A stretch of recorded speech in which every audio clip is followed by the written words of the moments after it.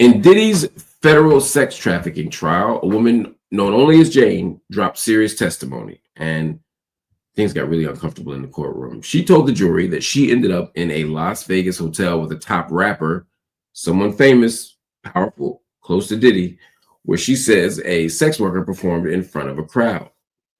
Jane says she was flashed, pressured, and surrounded by men with money, power, and expectations. She called these moments hotel nights. Prosecutors don't call them hotel nights. They call it human trafficking, sex trafficking. Anyway, here's the twist.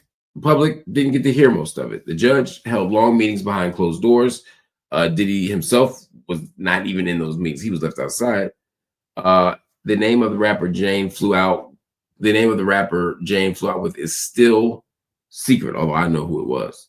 And there are people who will tell you who it was, but I know who it was. But if it ain't official, I ain't saying it.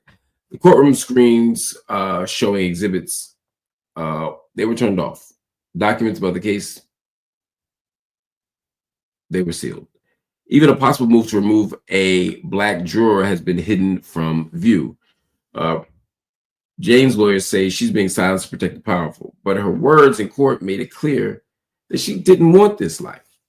If a woman brave enough to face one of the biggest names in music can't even get a fair, open court hearing, what hope does any survivor have? I guess my point is, and the judge will rule Friday on whether to boot the black juror, but my point is, you got heavily connected, powerful people still being intimidated, still being silenced, still being judged. This is a sign of how difficult it is for survivors to come forward. If Jane Doe can't do it, what do you think the average Joe can do? This is the problem.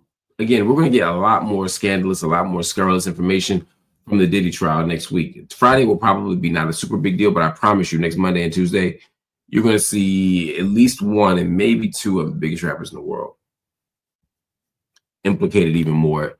One of them you might even see show up to the court hearing.